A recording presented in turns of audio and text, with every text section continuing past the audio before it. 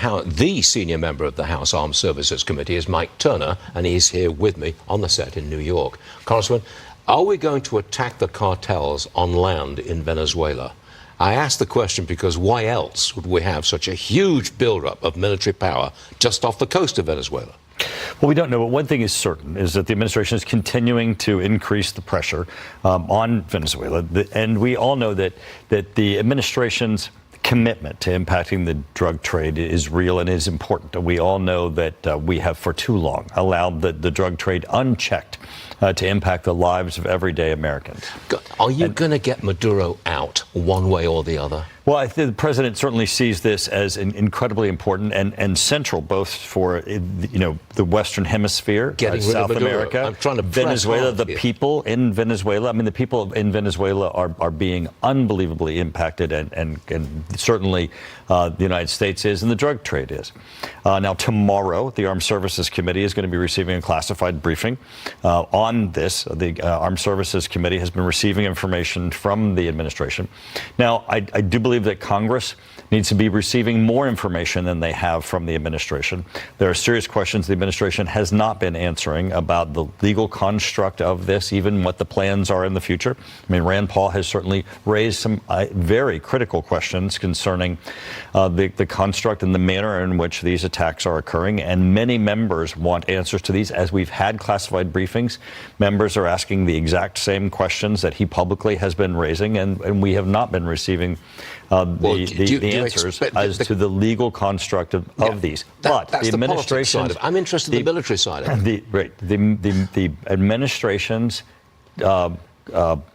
focus is appropriate, though, in that we have to address both the drug trade, the issue of how what's happening in Venezuela, both for our relations, what's happening for the Venezuelan people, what's happening in the Western Hemisphere, and I think this is a very important focus of the administration. How it's occurring is something that both Congress and the administration have to address together. At that meeting tomorrow, do you expect the administration, it's a closed-door briefing, do you expect the administration to tell you what they've got in mind for Venezuela? Spell it out. Are they going to do that? So the administration is sending legal counsel from the Department of Defense and from the Joint Chiefs of Staff, and they're going to have hard questions as to the manner in which this is being both planned and the manner in which this is being conducted.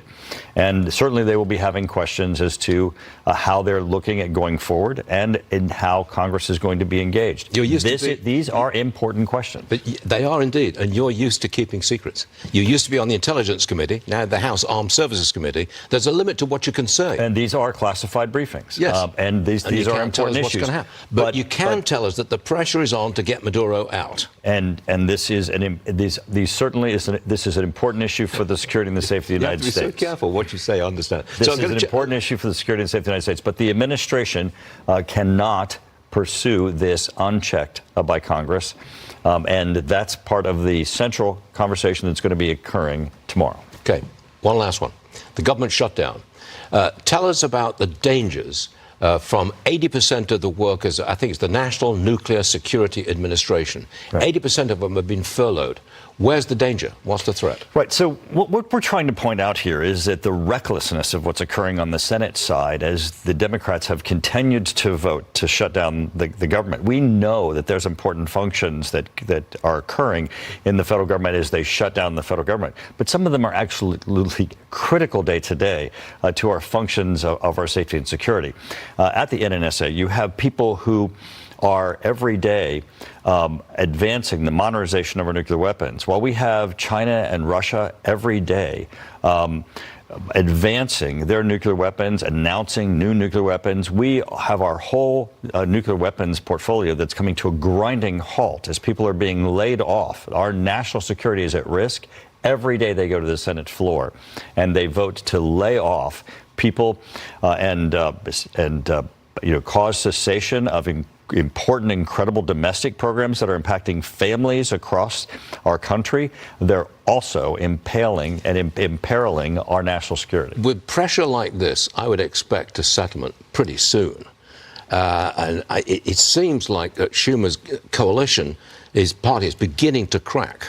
Well, this is all about politics and drama, as opposed to, the public, what's good for our country, and what's good for national security. And all you have to look at is those three things and know that they are putting politics in front of their country. A quick question on the auto pen. The report suggested that the pardons granted with the auto pen are invalid. Okay, what happens now? Pardons are rescinded? I think what this report shows is that when you have a presidency that goes on autopilot, you have to look at the auto pen and what it could be doing. And because some of those things, when a presidency is on autopilot, the authorities of the presidency are dangerous to be in the hands of those who can use it in ways where an auto pen can execute those authorities of the presidency. And that's what this report is about. Got it. Congressman Mike Turner, always a pleasure. Thank you for You're a natural-born diplomat. You realize that. Thank you for having me. You're welcome. Thanks for being here, sir. Appreciate it.